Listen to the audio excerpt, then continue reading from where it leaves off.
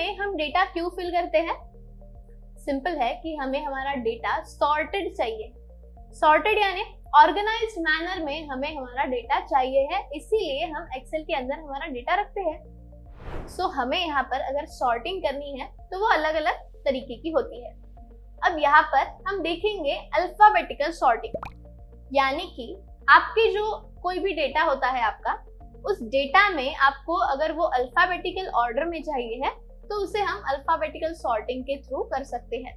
यानी कि आप अल्फाबेटिकल ऑर्डर यानी A to Z से भी आप अपना डेटा ले सकते हो, या फिर रिवर्स ऑर्डर में जैसे कि Z to A से भी आप अपना डेटा अरेंज कर सकते हो, सॉर्ट कर सकते हो। सो अब यहाँ पर हम दोनों देख लेंगे। हमारे यहाँ पर ये दो लिस्ट है।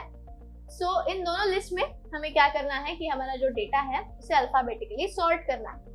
यानी कि इस लिस्ट में क्या होना चाहिए, जो A से स्टार्ट होने वाले नाम है वो मुझे स्टार्टिंग में चाहिए है, और फिर जो Z से शुरू होने वाले नाम है वो सब मुझे एंड में चाहिए है।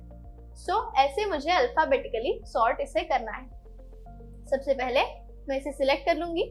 सिलेक्ट करने के बाद हमें होम टैब के अंदर हमें यहाँ पर एडिटिंग ग्रुप टैब मिलता है, जिसमें आपको सॉर्ट एंड फिल्टर का जो ऑप्शन है वो यहाँ पर आपको दिखाई देगा। इस पर आपको सिंपली क्लिक करना है। क्लिक करने के बाद आपको फर्स्ट 2 ऑप्शंस ही मिल जाते हैं, that is sort A to Z, और सेकंड ऑप्शन आपको मिलता है सॉर्ट Z to A। सो यहाँ पर हमें A to Z सॉर्ट करना है तो आप वो कर सकते हो।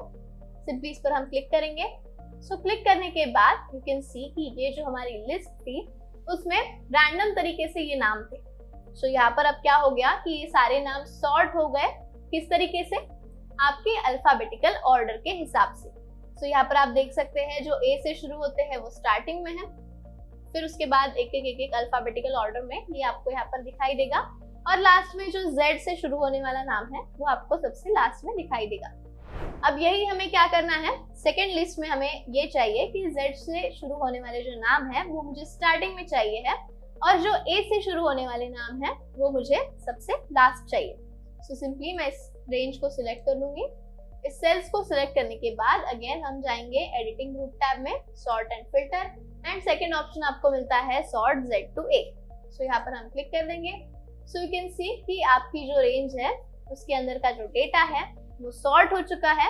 अल्फाबेटिकल ऑर्डर, कौन सी alphabetical order? Z to A वाली।